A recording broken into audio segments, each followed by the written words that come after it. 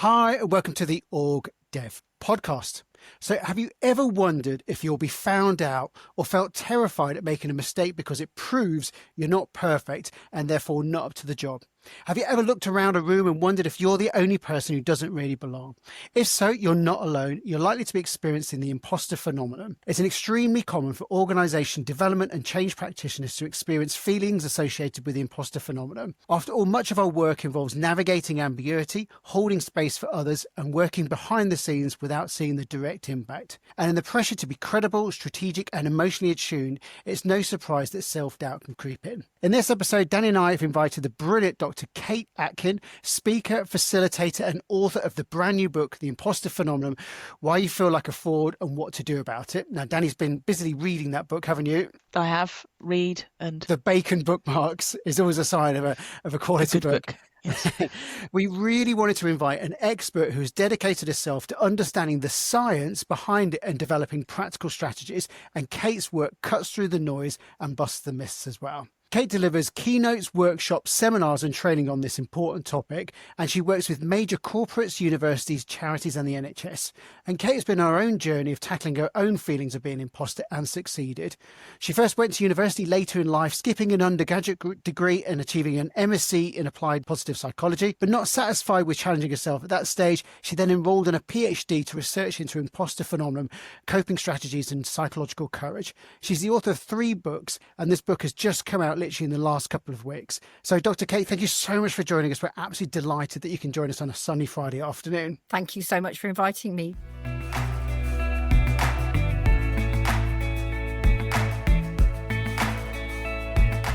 We're really excited to have you with us, Kate. I really enjoyed reading your book, so I think it's deeply practical and I think it's going to resonate with a lot of people. And I think on a personal level, it also gave me kind of layers to understand kind of my own experience of imposter feelings. So it's been really interesting. So just to kick us off, just tell us a little bit about the book. What inspired you to write it? So as Gary mentioned in his introduction there about my own personal experiences and going and doing a degree later in life and skipping the undergrad perspective, I didn't ever believe I was university material. So after my A-levels, I went and did something called an HND, which stands for technically Higher National Diploma, but somebody then told me it's called has no degree. So I didn't believe that I was academic or clever. And throughout my life, just tootled along, but always constantly learning, always constantly wanting to do something. And I'll fast forward a number of years because I don't want to take too long on this bit. But it was later in my 40s when I met my husband, and after we'd been married for a couple of years, I suggested to him that I would like to learn something, and he, with his expertise on the old search engines, would be able to find something new and interesting for me to learn. So off he went and came back with an answer of saying, I think you should do a master's in positive psychology, which was a 2-year part-time program. I thought he was going to suggest a maximum 2-week, residential course somewhere for personal development. So after I picked myself up off the floor and then I had a complete meltdown, it's like, there's no way, can't do it, don't have a first degree, university won't want me, etc. So he helped me write the personal statement. I know you should write it yourself. I couldn't think of anything good enough to say. And he helped me write that personal statement, and I attended the University of East London after delaying my entrance for 12 months because I didn't think I was good enough. So I had to then go and do a bit of my own research and reading around the topic of positive psychology before I even felt I could step into a university. And when I stepped in, oh my goodness, my first question that fellow students ask is, what's your first degree in? So it felt like a real confession that I don't have a first degree. And then they were really surprised that you could do a master's without a first degree. And this sense of I shouldn't be here just bubbled up to almost overflowing point. And actually, it wasn't that triggered the research in the book. It was coming across Pauline Clance and Suzanne Imes' work on the imposter phenomenon by chance in the first 6 months of being at university. Somehow a bright and shiny object or a rabbit hole I went down, I don't remember it, but I do remember reading the article going, oh, that is so me. And as I read that journal article, I was just ticking all of their boxes. And I thought, I'll have a look into this, because when you experience something personally, you get driven to understand it a bit more.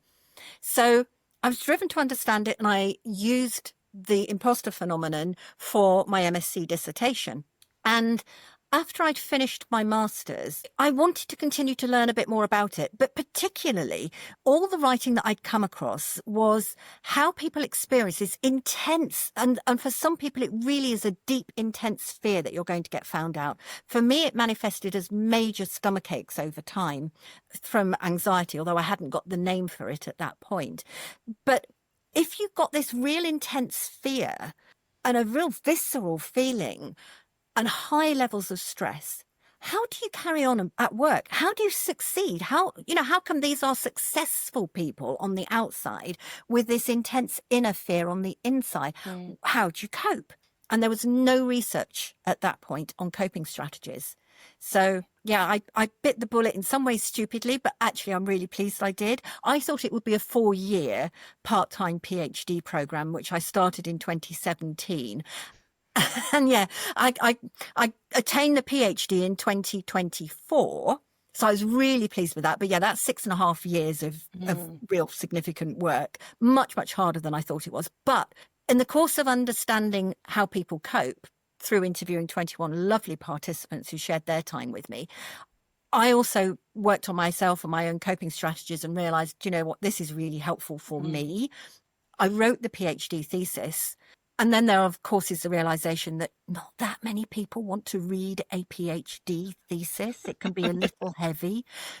So I thought the best thing to do would be to make it into a book. And my real reason for doing it is that I want it to make a difference to other people. Fabulous. And can we just talk about definitions as well? Because often when we talk about imposter, the phrase imposter syndrome gets used a lot, but you very deliberately use the imposter phenomenon, which is tricky to say. But, just say a little bit more about... Just say a little bit about that differentiation and why it's so important. Yeah, it is really important. And Clance and Dimes used phenomenon in their research as well. And that's how they coined the phrase, the imposter phenomenon, because a phenomenon, let's say channeling the Muppet song, it's like phenomenon. If you can do that, you can go phenomenon, and it helps you remember how to say it. They use that deliberately because it's an occurrence at certain points in time. It's not in and of itself a pathological mental health condition, although it can cause, for some people, high levels of stress and anxiety. And there is a link that 1 or 2 pieces of research have made with depression as well. In itself, imposter feelings are not a mental health condition. So that's where I'm really wanting to differentiate that phenomenon is the correct term. Syndrome is the sexy one that the media have picked up and said, do you know what? It's easier to say, it's easier to spell. People will click on it more if we use syndrome rather than phenomenon, but it's not an accurate term. Okay, fabulous. And I think the other thing I took from your book, you talk about the language we use around it really matters as well. So that kind of, are we suffering from it or are we experiencing it? Because that matters as well, doesn't it? How we frame it. Yeah. And that gives you agency. If you're experiencing something, you feel like you can do something about it. If you're suffering from something, you're taking away any level of agency that you can necessarily do something about it. So I find that important. And it's interesting when I remember one conference that I spoke at and I had missed that definition out. And somebody thankfully asked a question at the end about the difference. And one person came up to me afterwards and said that for her was her biggest takeaway. You know, sometimes just knowing it's a phenomenon, it's not a syndrome. You experience it, you don't suffer from it, gives you that sense of it's not me and there's not a problem with me.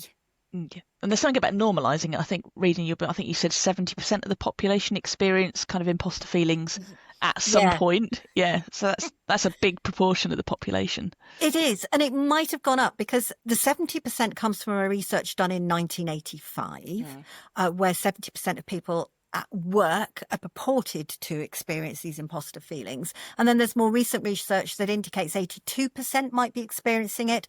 And that sort of muddled in from the frequent and intense, the deep imposter feelings that I'm talking about. They also included some of the more moderate imposter feelings. So there is a scale that you can take when you do research that indicates how intense your imposter feelings are, from light touch, no real big deal, to really deep and intense. And actually it's debilitating for me from a well-being perspective or a work perspective.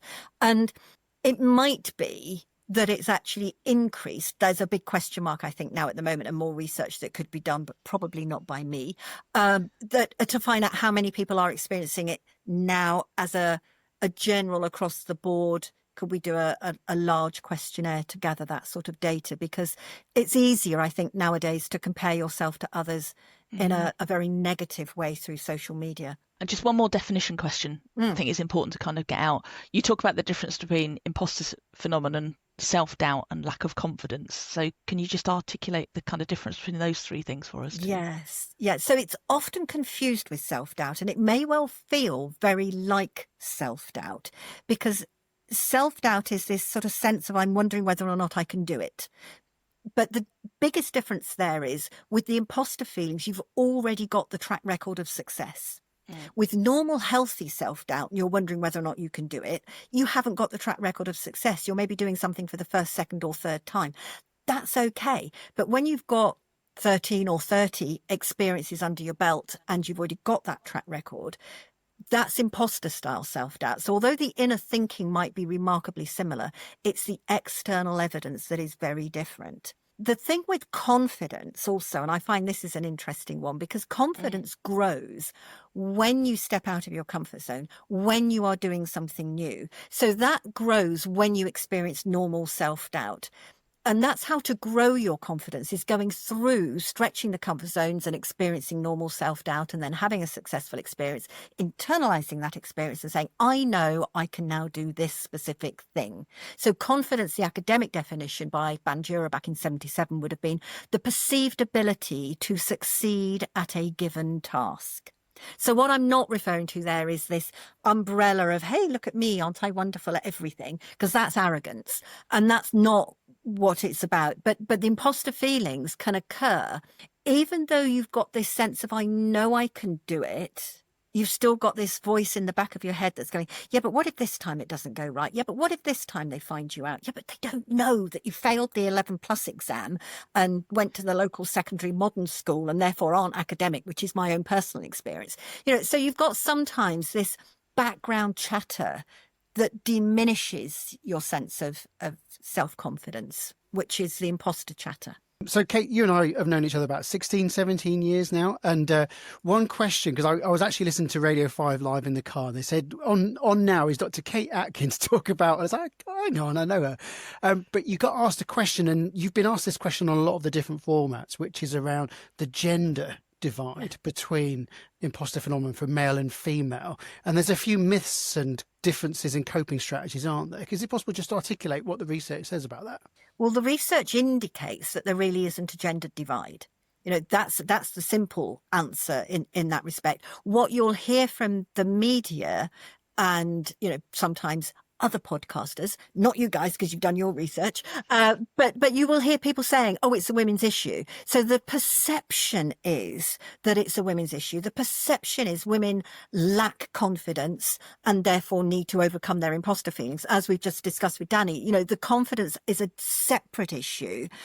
It can have some correlation with imposter feelings, and there is some indication that as your confidence grows, so your imposter feelings might lessen. But also you can have the sense of my confidence is growing and then I become really successful and your imposter feelings get heightened. But there's the gendered perspective of, do women experience it more than men? You can find research to back up that argument up to about a 52-48 perspective, which isn't really that big and significant. No. So I don't think we can say that it's a huge gendered issue in the number of people that experience it, talking about, of course, in the binary here. But also, I think anecdotally, there may be a difference between how people cope with it. And men anecdotally have told me that if they feel sort of like a fraud and wonder whether or not they're going to get found out, they make this general assumption that it's going to apply to everybody else. Women anecdotally tell me that they think it's just them that feel like this. The other thing that, again, anecdotally men have told me is that they will push through those experiences more. And there is some research that backs up that men are more likely to push through as a coping strategy, but they're potentially leading towards burnout. There's also some social psychologists who have researched and looked at the gendered divide in coping strategies of self-sabotaging behaviours. And again, potentially men will either not do something if they think they're likely to fail, or they might do something that's called self-sabotaging behavior. So maybe staying up too late and then not being awake for a podcast, perhaps, or, something that's going to make it, if it doesn't go that well, they can blame the other external thing. One of the things you talk about in the book is that there are, we'll move on to the sort of the healthy practical strategies in a second, but there's a lot of coping mechanisms that people do. And I think one of the things that really stood out for me, one of the stories you said, is like just sometimes it's the sheer amount of preparation that some do. I think you talked about maladaptive preparation and a brilliant phrase, which is unblindsidable. Is that a thing? That is a thing, it was isn't it? For that participant, I tell you, absolutely. It was that for that participant. Now, he was really interesting when I can remember, I listened to those voices, those 21 voices for so long, and had them playing whilst I was picking blackcurrants one summer, actually sitting under the blackcurrant bush and just listening to the voices to get the data in my head to be able to write the thesis. But yeah, that particular phrase of unblindsidable, that person was telling me that he would prepare for a 1-hour meeting. He would take a day to prepare.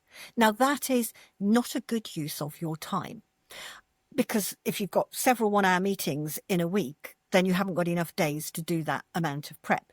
And he said if he was asked a question that he hadn't prepped the answer to, he had not prepared enough. And his words were, I've prepared to the nth degree -1. And that is not good enough. And he said, I want to be literally unblindsidable. In other words, he doesn't want to be blindsided by any questions that he hasn't prepared for.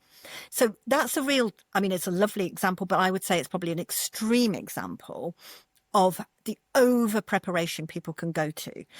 But what cropped up, and as you said, Garen, about that maladaptive preparation, because of course, preparation for meetings or preparations for presentations or for podcasts, it's really important. It's not about not preparing. It's about finding the line of where preparation is enough and you can do a good enough job, because we don't have all the time in the world to do everything. And it reminds me of another phrase, if we can come back to this point about do your best in a moment, because that phrase I think is also a really important one to pick up on. But this point about adaptive and maladaptive preparation, that the psychologists will use the term adaptive is a positive, maladaptive is the negative. And over preparing for things was definitely something that was a common thread amongst the vast majority of my participants. Yeah, it's interesting because I think sometimes something that Danny and I will see, often around the sort of the senior leadership team table and all that kind of stuff, is rather than the meeting be a task and an activity, it becomes a performance. How can I perform in such a way as to project this image of whatever it is to you? And so it loses the essence of what you're trying to do, doesn't it, altogether? I think there's also this fear of being judged and being judged negatively. So meetings are a space where you are with your colleagues, whether it be online or whether it be physically in the same space. And it comes back to Amy Edmondson's work on creating psychological safety. If you know your colleagues aren't going to have that judgmental aspect to you or towards others in meetings, all you've got to do is hear somebody quip something and make a side comment about how much they'd prepared, or you've brought a lot of notes in, or something like that, or about how they look. Just a side comment can trigger the feelings of, right, I've got to be on my mettle here. I really must prepare and be thoroughly prepared for something. So meetings do absolutely, Garen, you're right, become that performance base. And they were the main place that my participants said their imposter feelings were heightened. And meetings generally. And what was also so interesting, there wasn't a divide between online meetings or face-to-face meetings. Some people loved online and not face-to-face, and because some it was the other way around. Well, maybe loved is too strong. I don't know that anybody actually loved their meetings.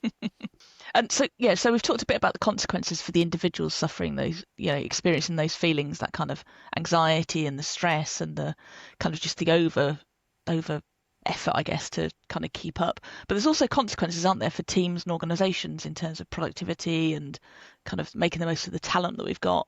And I don't think we often think about it in a kind of organizational systemic kind of impact. No, and although that wasn't directly part of my research, it was something that I wanted to highlight in the book. So you'll have seen, towards the end of the book, there is this point about why does it matter in the workplace? Why does it matter to organizations? And then what can managers potentially do about it? Because it's one of those things that, well, as individuals, and you work for an organization, then the organization is made up of the individuals. So if the individuals are stressed, then there's going to be something within the culture that isn't meaning they're performing at their best. We're not at ease in what we're doing. And I think that aspect of being at ease can be really helpful, to know that other people have got your back, to know that you won't be judged, or at least not judged negatively. People will be there to support you and help you and provide the positive feedback. Also, yes, perhaps some of the developmental work could be done differently next time. But it's that sense of, I remember interviewing one of my participants, and he said there'd been a change of manager and it changed the whole team culture because the new manager had got the teams back. She was talking the team up rather than, the previous manager being one that they didn't trust. And trust was one of those big issues. And I think with imposter feelings, there's something about not trusting people enough to tell them how you're feeling. And therefore you can overwork behind the scenes. And I know some people will do their emails at night and they will do their research at night, but they won't send them until the next day because they don't want to be seen to be working at night. Yeah, I guess it's be really interesting now to unpack some of the strategies and coping, the healthy strategies that people can adopt if they're experiencing this. And I'm pretty certain a lot of the people listening will resonate. They'll be thinking, okay, what do we do about it then? Well, if I come back to one of the points I mentioned earlier about this do your best piece, because I think there's something about the encouragement that we're given, perhaps as youngsters, that we adopt. And I can remember going into exams and my dad saying, never mind, just do your best. And that's a good thing in some ways. But this just do your best when you get into the workplace. How do you know when your best is done? You could always do better. You could always tweak. You could always, read more or do more. So I think there's something about the do your best from a coping strategies point of view. I think we need to reframe it. And I think do your best within the time available would be a much better phrase. Coming back, Garen, to your point about the participant I had who was unblindsidable. He spent so long prepping for a meeting. That's doing more than within the time available. He might be doing his best, but it's certainly overplaying the effort and the too much time. So one of the coping strategies perhaps is to reframe do your best and do your best within the time available. One of the other major coping strategies that I think makes the biggest difference to people is coming back to the point about the self-doubt and imposter style self-doubt, is that external evidence. And what some organizations sadly are not very good at doing is giving people specific positive feedback. Now, you might be good at giving people positive feedback, saying, great job, thank you very much, really appreciate what you did, your efforts were fantastic, you're awesome, you're amazing, wonderful, keep doing what you're doing, we love you dearly, those sorts of feedbacks. But that's not actually useful feedback and can really heighten imposter feelings as well, because now I've got somebody telling me how awesome I am at my job, and I'm now fearful that I might drop a ball at some point, as again, phrase used by another of my participants, really worried about what if I drop a ball? It will then prove that I'm not good enough to do my job because they all think I'm amazing. We all drop balls sometimes. And it's that point about not telling people how good they are, but telling them why they are good at what they do. So I think from a coping strategy, there's two aspects to that. One is getting specific feedback or giving that specific feedback to others. And we'll come on to strengths in a moment. The other is learning to accept it on the inside, because our imposter feelings are so wanting to push it back because it doesn't meet with the perception we have of ourselves. So what can happen is we end up with this. Somebody gives us this really lovely feedback and we go, thank you for that, because we know we should say thank you on the outside. And then on the inside, you're busy going, yeah, but, they're just saying that, they're just being kind, da, da, da, da, da. And we're not really receiving that feedback at a heart level. We just hear it at the head level. And in the book, I do talk about a strategy to internalize the positive feedback, which I've sort of twisted slightly from my school of improvisation training that I've been on over many moons here and there in an ad hoc field. But this point about going yes and to something to accept it. So in improv, you talk about accepting an offer, which is a yes and offer. But it's this to internalize the feedback, say thank you out loud, but then yes and it in your head. So your yes and I learnt X from that particular experience. Yes, and I can see that my skills in data analysis or whatever it might be are developing.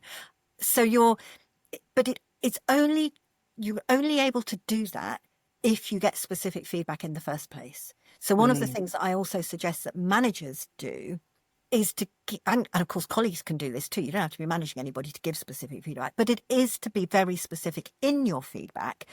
And I like to encourage people to name a strength that they have seen. So if you use the word strength in the course of the feedback, my PhD thesis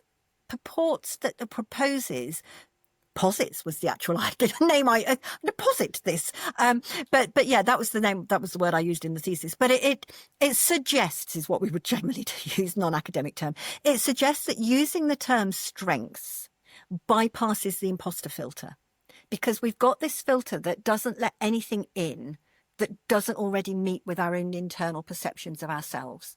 And what we're very bad, I think, as human beings, we're reluctant to update the view of ourselves.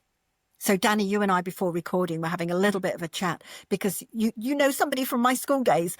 Yes. And it's this going back to that school days perception of me and what I hold of myself. I can easily go back to Kate, who was at school. Now that is quite a few years ago now, but that's not who I am now. And it's taken me quite a while to really accept and update the view that I hold of myself. Tell you the way I managed to do it is to realise that if you hold on to an outdated view of yourself and everybody else is giving you a completely different view, that you're going, oh no, they're just saying that. The holding on to the outdated view is actually more arrogant than updating the view of yourself to something more positive. And I think we fear that if we let in the good stuff, if we let in how positive people see us, we fear, and this is imposter style thinking, we fear that we're going to become arrogant. So we push it away to the side to maintain our humility. Whereas in actual fact, you could potentially be doing the other thing. Hi, we're just pausing this interview for a moment. Have you ever finished an episode of the OrgDev podcast and wish you had a cheat sheet that summarises all of the key points? Us too, so we made one. It's called From Pod to Practice, and each week in our newsletter we'll share a 2-page summary of the latest OrgDev episode, and it includes key takeaways, a reflection prompt, and one small action you can try. And it's all in a digital format with space at the end to add your own notes and reflections, and it's designed to help you take the learning from the podcast into your day-to-day work. So to get your copy, just sign up to our Next Step to Better newsletter. The link's in the show notes, or you can visit our website at www.distinction.live to get the latest From Pod to Practice in your inbox. And let us know what you think. We'd love to get your feedback. So that updating our self-view, it's like an ongoing, it's not a one and done. It's just something we have to do throughout our lives and our careers, and just keep that kind of that intentional reviewing of where am I now, who am I, what can I let go of. There is a lovely book which I again, it's not one you read as such. It's full of cartoons. It's Charlie Makesy's The Boy, the Mole, the Fox and the Horse. And in there's a cartoon where I think it's the boy is sitting on a tree branch with the mole and he's saying, what is the biggest waste of time? And the mole replies, comparing yourself to others.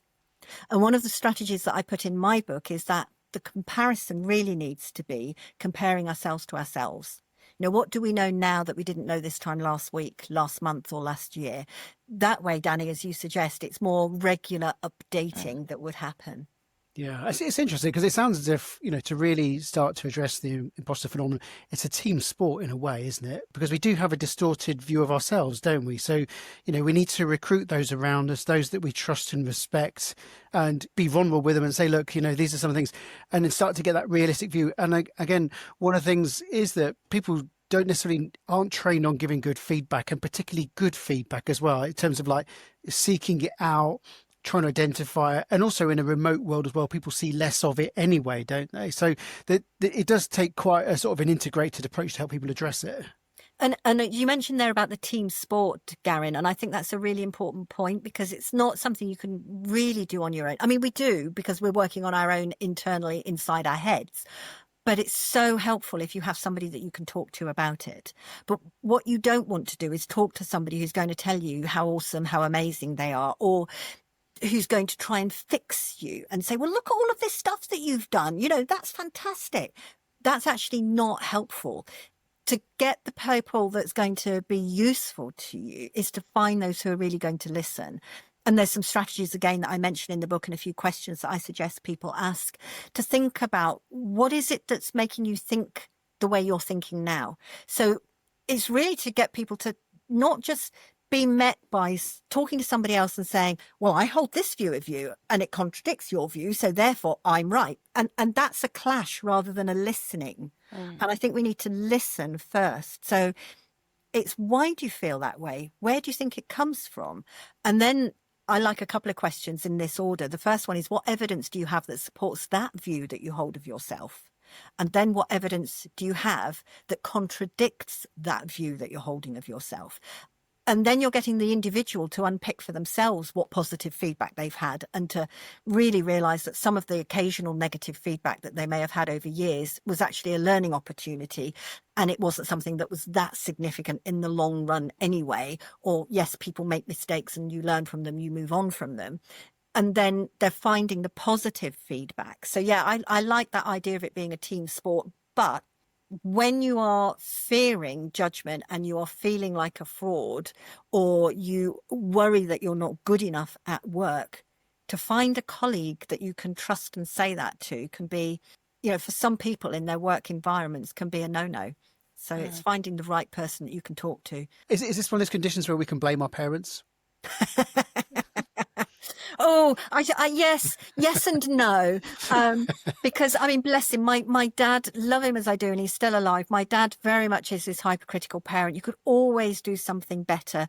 That's not helpful. Definitely not helpful. However, I have to say, as an adult, we've also got to take responsibility for ourselves. So, yeah. Also, and even being hyper supportive can be a negative thing, can't it? Totally agree. That was again another very interesting conversation I had with a client when I was working in London pre-COVID days, and she came and said to me that her experience had been a mum that had given her that absolute hyper supportive, you know, you could do anything, you know, you'll be brilliant, whatever you choose to do, you'll be fantastic. And she failed her first driving test, and it floored her because she just didn't know what to do. Isn't it? Yeah, coping, learning to cope with failure. And I've had a lovely conversation with another person in a business environment where she was part of the panel, and she had never experienced imposter feelings, and she was trying to remember why, or think why. And her big takeaway was to stop telling her staff how amazing they are.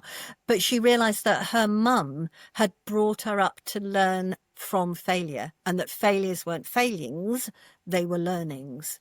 And so for her, that was her biggest takeaway.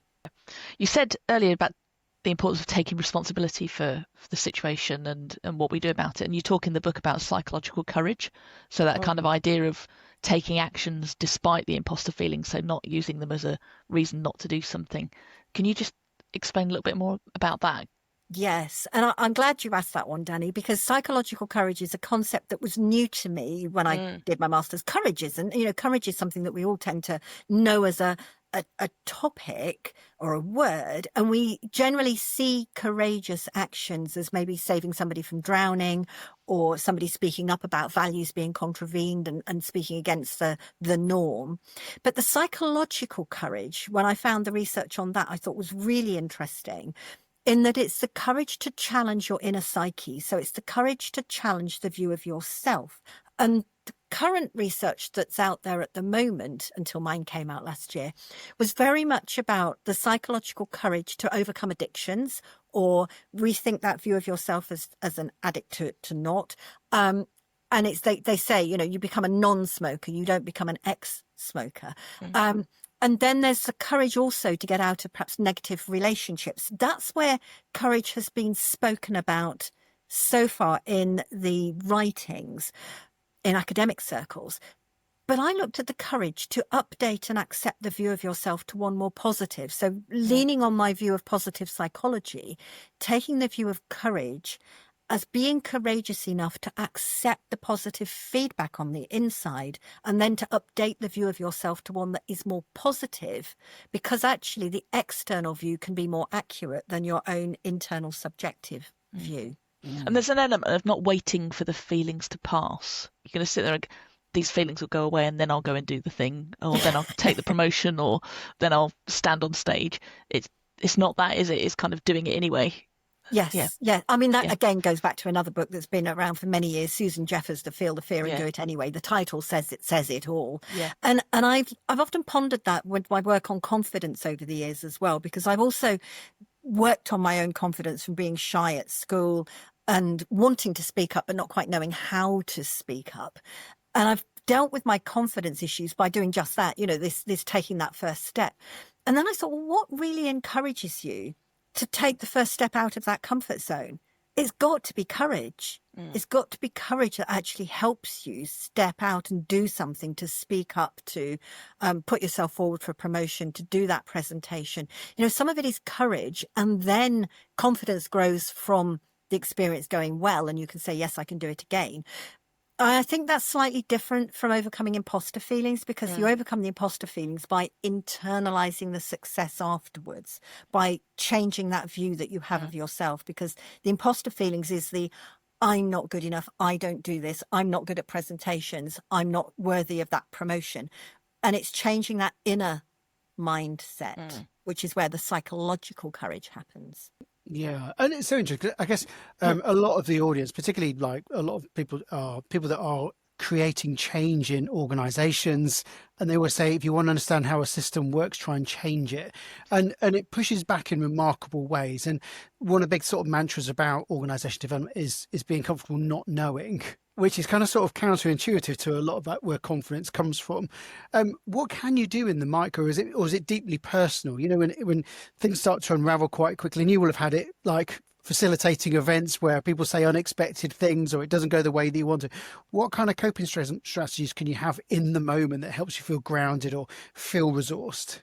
Yeah, it's a good question. And thinking about this word of not knowing, the word that popped into my mind was being okay with uncertainty, and accepting that you won't have all of the answers. And I think there's also something about being okay with saying, I don't know, or being okay with saying something, if the situation transpires that it doesn't go the way you think, it's, oh, that wasn't the outcome I was expecting. Tell me why you did that. Help me understand a bit more about your reaction to.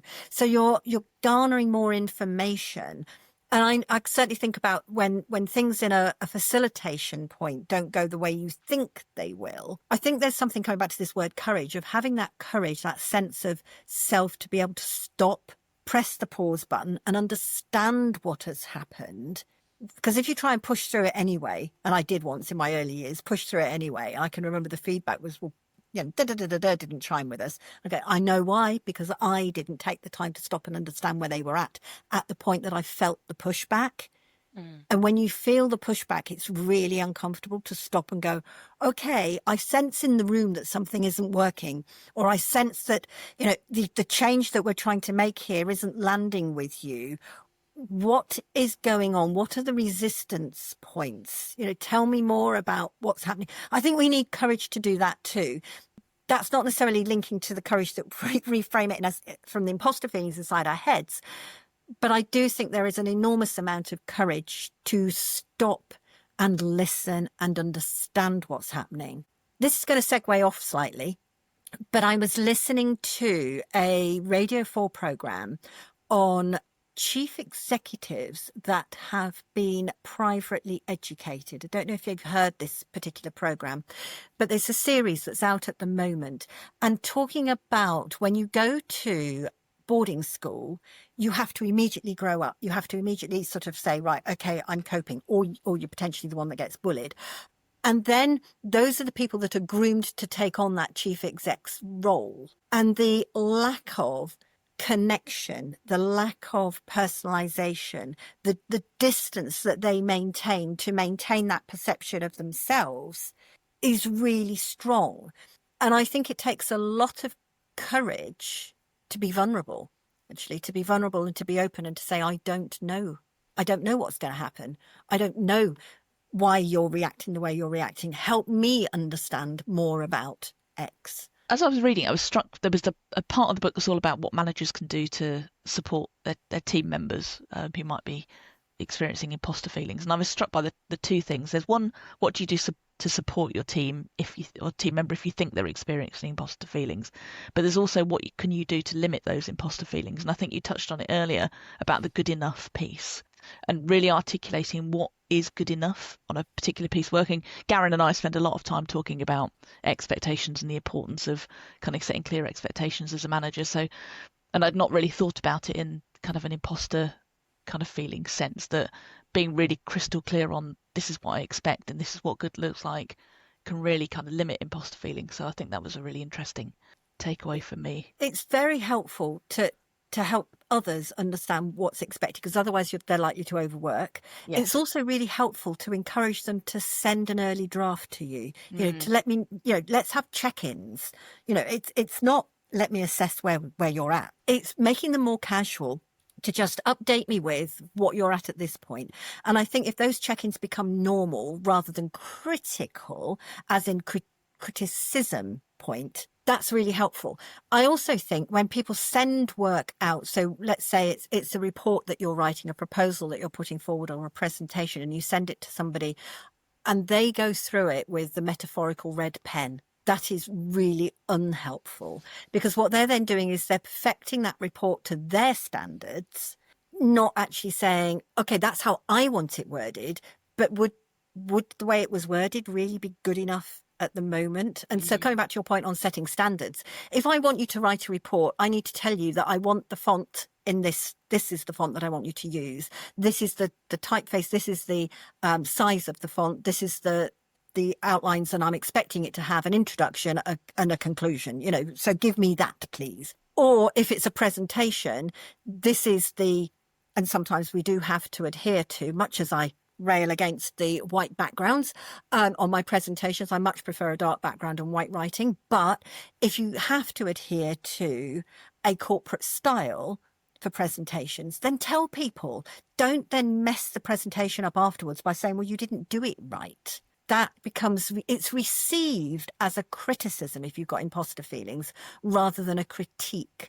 And I think we've gone into some of the primary schools more recently have adopted some work that's been done by Carol Dweck, who wrote the book Mindsets and did research about fixed and growth mindsets. And primary schools have adopted the what went well, even better if mindset. And I think it's a really great structure for giving feedback. What went well, even better if, i.e. how it could be improved.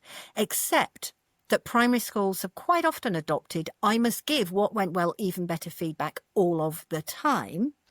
And so we don't get what went well, full stop feedback. And I think we could do more of that in the workplace too. And just do, yes, what went well, even better if, but also what went well, full stop. So there isn't that constant picking at something that really doesn't matter. I've been holding on to this question for about 20 minutes, and I want to ask it, but it's out of sequence. But is there a correlation between imposter phenomenon and perfectionism? I can hear a lot of sort of perfectionistic terms in there as well, because often the challenge for someone who's suffering from perfectionism is what is enough, and persisting and enduring in attainment of unrealistic standards. And there's a lot of suffering attached to that as well. And I think that comes back to your point, Garen, about the preparation, if I get my P's right. So perfectionism, preparation and procrastination all have links to imposter feelings. So this desire to perfect something may mean that you procrastinate because it's then not good enough. So in the workplace, what you're seeing is somebody missing deadlines. And this desire to make it perfect before you let it go from your hands, because if it's not perfect, you yourself receive any slight criticism as a criticism of yourself and your own capabilities. One of the things that I've played with myself and now really encourage other people to play with is to send out early drafts, is to tell others, this is my thinking so far. What do you think? This is where I'm at on this project, or this is where I'm at on this report. What else needs to be added? You're inviting the input, and therefore you're not sending them your final result and getting criticised because it isn't good enough and where you thought it was. I guess one of the things I'm picking up from what you're saying there is the power of, to help others who might be experiencing it, is the power of questions. So, like, for example, if I'm working with someone who's got perfectionism, to help them understand the standards that they're holding themselves onto, you'll use things like the best friend technique. So you kind of like explain their situation to them, but from a third person perspective, and then get them to reflect if that's unrealistic. Do you find that sort of questions are quite a good way of getting people to actually think for themselves and challenge their own ways of thinking? I think they're important. They're really important. I don't think when we're looking to challenge our own way of thinking, telling somebody that they should think about themselves differently will work at all. Just saying it's not going to land. It's going to be like water off a duck's back. It feels so uncomfortable to rethink that view of yourself. It feels so uncomfortable Painful. to accept the positive feedback. It just doesn't. One of my participants said she'd rather crawl under the table than get positive feedback, and it's really hard now. Bless them. I get, and I had a lovely LinkedIn testimonial yesterday from a client. Energy is one of the comments that crops up consistently in the feedback that I get. So now I've definitely accepted that is one of my strengths. To present with energy is one of my strengths. But it's taken some time to reflect on myself, to really internalize that and know it. Whereas being told it doesn't necessarily change the internal view. So, asking questions to help people understand themselves is a more powerful way than doing the telling. So you've finished your PhD and you've written the book. How do you invest in your own learning and development? How do you keep what does that look like for you currently? So my treat to myself, it was just after. So I finished the PhD in June 24. Finished writing the final manuscript of the book in January 2025. It's been published in July 25. And we moved house in March 2025. And my treat to myself after the house move was a residential improvisation techniques course. And it was like, yay! I think I'm going to say a spa. No, Danny said, how do you invest in yourself? And that for me, I'm not a sparry type person, to be honest. But I had 4 days of improv with a group of people playing with improv. And the thought there was a bit like practice what you preach. It's to learn to fail more often, to be okay with that, to understand that in improv, it's always opportunities and going with the flow. So that was my self-investment at point. Going forward, who knows what else will take my fancy, but I do quite like that aspect of still it's linked to personal development, but it's also a great deal of fun for someone who's an extrovert. My husband did say it would be his worst nightmare. One question, there's a couple of questions we always love to finish these conversations with, and this has been a brilliant conversation. So you have actually given us a few references along the way, but can you recommend a resource or perhaps a book or a podcast, obviously on top of your own, which is going to be available in the show notes as well, or video that's inspired you or could benefit the listeners in the audience? Yes, so it's interesting you say on top of my own. So of course there is, and I'll bring this one up, which you've got to pop into the show notes. If I dive down for a second, there are a couple here.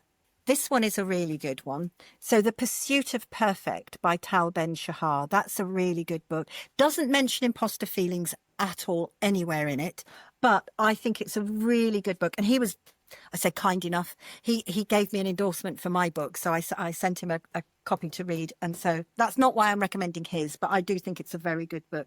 And I'm just looking to see what else I've got down by my feet, because by my feet, I have ones that I think are really useful books. And I have also by my feet, this one crops up quite a lot that I think is really useful from an understanding about dynamics, the 5 dysfunctions of a team. That's a helpful one by Patrick Lencioni. And then finally, I'll do one more because this one's also by my feet. And this has been revised since this particular copy, but Women Don't Ask.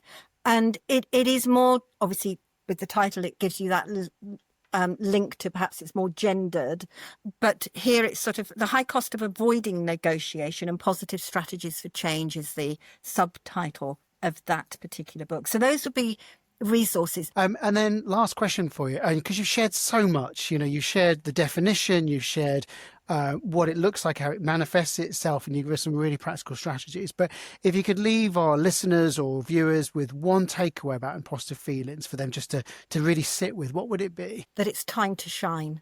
It's time to accept how good you are at what you do, to help your internal self match up with the external evidence, and take that opportunity that if you let yourself shine, as Marianne Williamson said, and Nelson Mandela also quoted, you are giving permission for others to shine too. What an amazing way to finish a really, really important subject. And we know from the interviews that we give and the people that we speak to regularly, both in the organisations that we work with and the practitioners that we know, that this is incredibly common. So the fact that you're doing this incredible work, adding some real depth and rigor to it, making sure that, and bringing your own vulnerability to it as well. I think that's what's really, really important to this, because it really makes it very real for people as well. So a huge thank you, Kate, for being so generous with your time today as well.